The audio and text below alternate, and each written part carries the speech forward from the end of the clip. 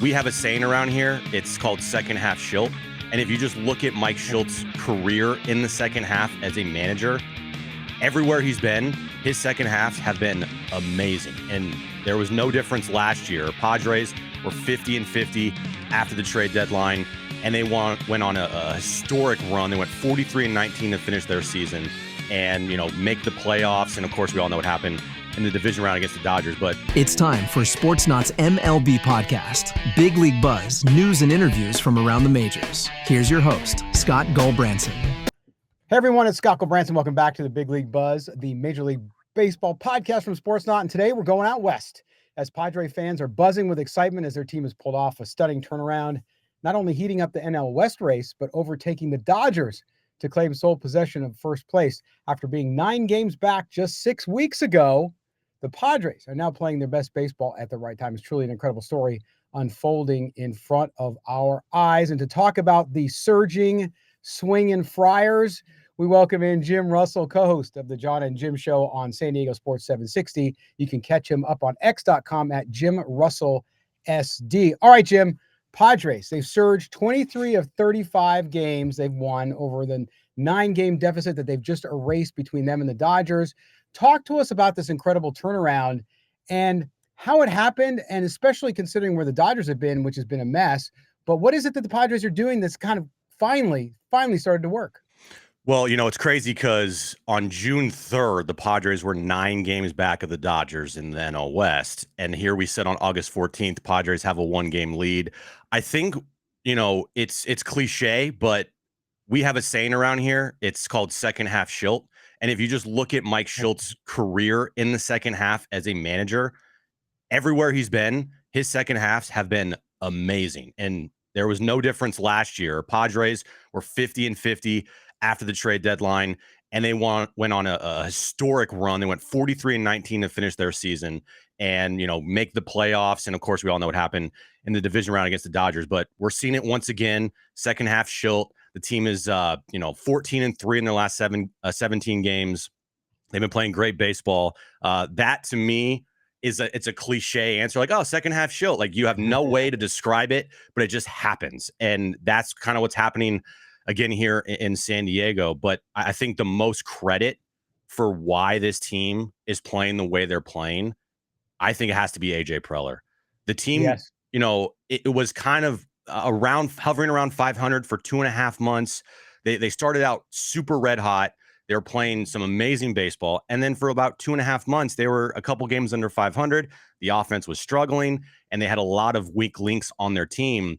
AJ Preller at the trade deadline, he said, you know what, I'm just going to go all in once again. It's like the third time he's gone all in here in San Diego.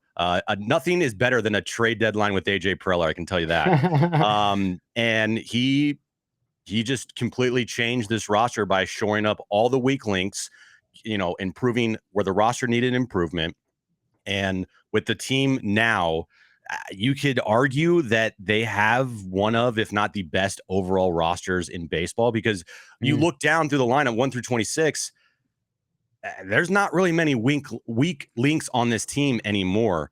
AJ Preller deserves a lot of credit for where this team is at right now and the players that he went out and got, and they all just fit. They all fit the team. Oh yeah, I mean Mason Miller, Ryan O'Hearn, Ramon Laureano, and Freddie Fermin. These guys. And by the way, the other thing too, Jim, is the fact that all those additions that we just talked about, making the National League, the Major League's best bullpen even better, by the way, but is who he didn't trade away. He didn't remember the rumors around Dylan Cease were swirling, and people had thought that, man, they're going to move, they're going to be buyers and sellers, but he didn't do that either. These additions, how did that change? You're there, you're covering the team every day. How about the chemistry with this team? How did those moves fit really well with the chemistry of the team, and those guys just slotted right in? Yeah, they fit perfectly. These are, you look at the moves that he's made, and really they're all role players. They're not like superstar players. I mean, Ryan O'Hearn was an all-star this year, but you wouldn't consider him like a superstar player. Freddie Fermin, Ramon Laureano, he's jumped around the big leagues a lot. He's just a very good glue piece to this team. Mason Miller, he's regarded as one of the nastiest closers in baseball because he can throw 104 and he has a devastating slider. And the great thing is they came in and they all said the same thing, which is we're here to win. We'll do whatever it takes. Whatever our role is, we'll take that role.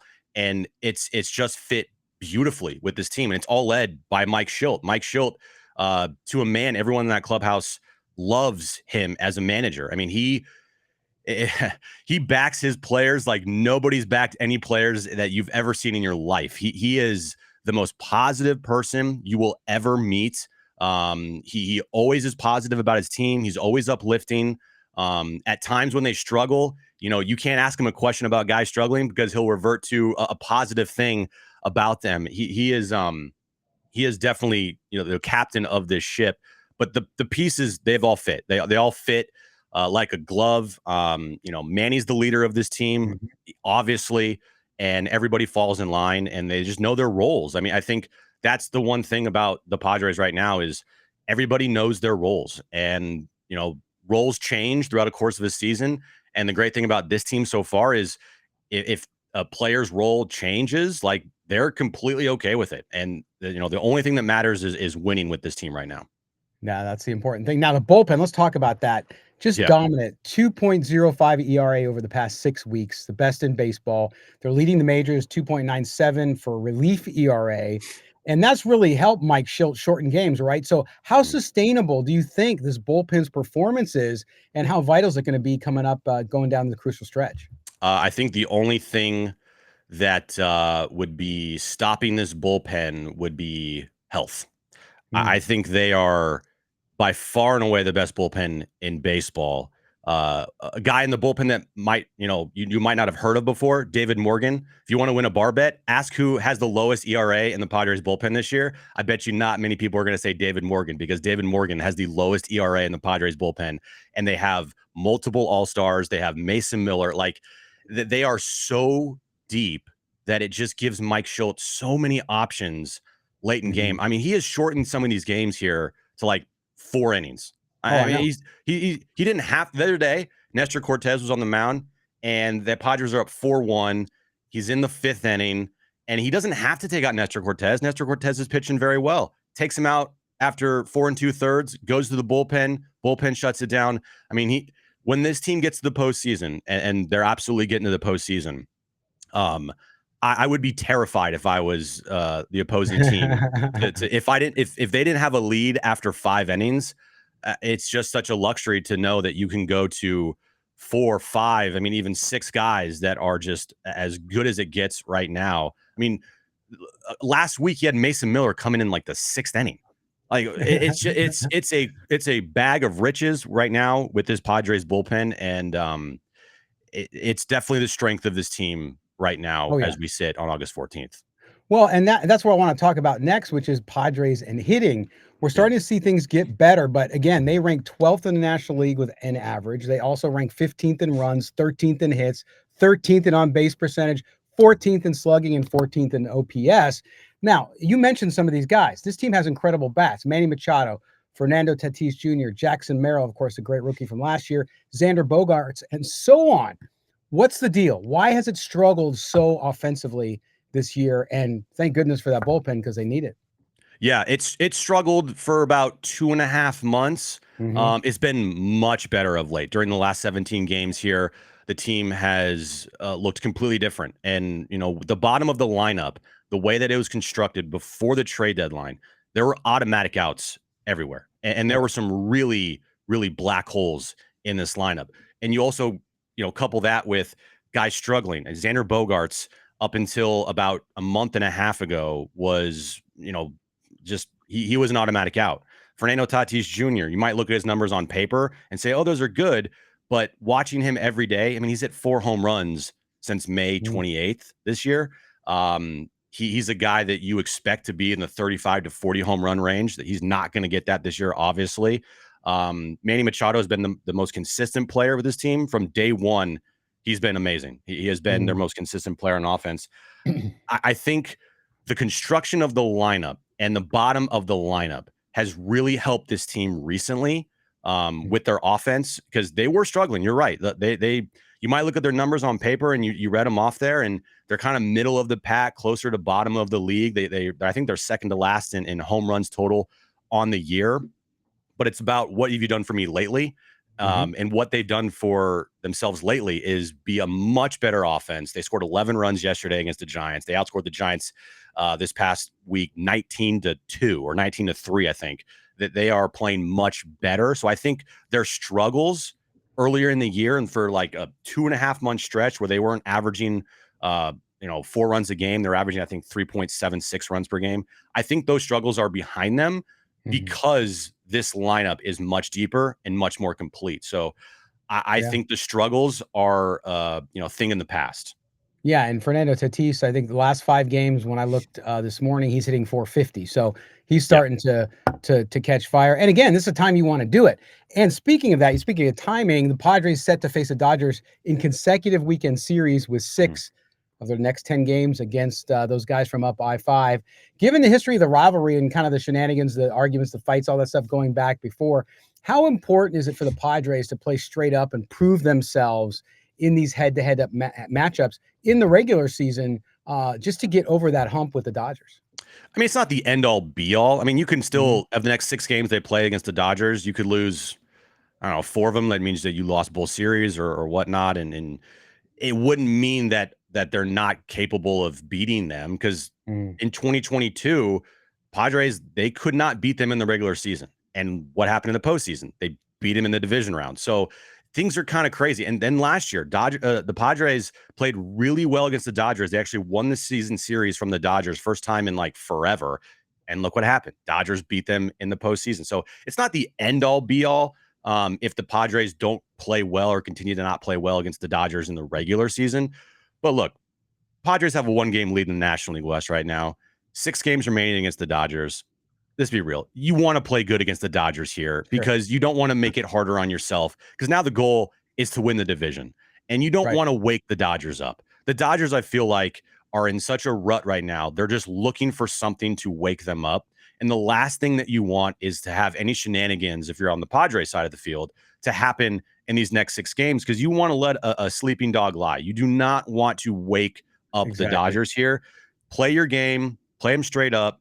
And I think if they go 3-3 against the Dodgers over the next 6 games, I think that is a very good thing for the Padres and their chances to win the National League West. And you mentioned, look, the goal was postseason, and I agree with you. I think they're going to be in the postseason. The fact now, though, is now you're talking about division crown, which remember the offseason, man. Everybody was crowning Dodgers World Series champions. I mean, there was like, you couldn't get away from it. It was sickening. So now you have a situation where the Padres have this incredible comeback here this season after being 9 games down, as you mentioned earlier. If they don't win the NL West, is this going to be a disappointment, or is the primary goal still focused on what every team should be, which is the World Series and getting there? And that starts really, and it helps yourself with the bye by getting that NL West crown. Yeah, if the Padres win the World Series this year, but then don't win the division, like say they have a 3-game lead in the division here in the regular season and they blow it and they don't win the division and they go in as a 5 seed or a 4 seed, but yet they go win the World Series, like nobody's going to care, right? It's about winning the World Series. Obviously, that's the number one goal for every team in the sport. But look, the Dodgers have won this division, like it feels like for the last 25 years. I mean, it is. They are on such a roll in this division. I know the Giants won in 2021, but the Padres haven't won a division title since 2006. They have been, kind of the little brother to the Dodgers here for the last, decade plus. I think we're in a moment in time where, with the Dodgers spending as much money as they do, odds are they're not going to be like this every year. They're going to get better. They're going to win a bunch of more division titles. They're probably going to win a couple more World Series. That just, you don't spend that much money and have the sustainability that they have and the TV deal without being in contention, for the next, decade plus probably. So, now feels like the right time just because of how the Dodgers are playing, how the Padres are playing. There would be disappointment for sure if the Padres don't win the division now. I mean, you've made this comeback here. Season's not over yet. There's still 41 games or 40 games remaining in the season. Still have a lot of work to do. but it's right there in front of them. And, they kind of control their own destiny. I know the Dodgers, if they play hot, Padres can't do anything about that, but take care of business, beat the teams you're supposed to beat, and win the division for the first time, hopefully get a bye and set yourself up for hopefully a long postseason run. Yeah, and the Padres have, I think, the fourth easiest schedule towards the end of the season, which is Yep. great, right? That's what Yep. you want as you're surging, you're dominating, and as you said, Jim, beat the teams you're supposed to beat. Yeah. And things will settle out really well. But good stuff, man. It's exciting to watch. Obviously, I'm a little biased having been a San Diego kid. It's fun here, man. whatnot. It's fun. Come back. It's a fun time. Oh, I miss it. I will be back if they make it to the World Series. Unfortunately, my dad passed a couple years ago. I never saw the Padres win the World Series, but we did go to one or two, I should say, and see that. But yeah, I'd like to see if they're in the World Series, Jim. I'm coming, so you might get the couch ready. Okay, I will definitely. I got a spare room with a spare bed, so I got you. All right. I love it, man. That's I love it, man. Jim Russell from San Diego Sports 760 in San Diego. We appreciate it, man. We'll have you on as the Padres get in the playoffs. We'll bring you back on. We'll talk about how it's going. Awesome. Love it. Thanks for having me. All right. Thanks again to Jim Russell from San Diego Sports 760, the John and Jim Show there. Check them out if you're a Padres fan. Also, you can check out their YouTube. Don't forget to follow them on X at Jim Russell SD, for the latest Padres. Do a great post-game show. But, man, the Padres surging. It's going to be interesting to watch the NL West. And I think the Major League Baseball playoffs this year, folks, is going to be a really great affair. Some great teams. Look what Milwaukee's doing. I mean, it's crazy. Detroit, all these teams, I think, are primed to make some run in the postseason. All right, that's going to do it for this edition of Big League Buzz from Sports Now. I want to thank you for joining us. Do us a favor, subscribe wherever you get your audio. Make sure you rate and review. We appreciate that very much. If you're watching us on YouTube, make sure you give us that thumbs up there. We appreciate it very much. And don't forget, keep swinging for the fences. We'll see you next time.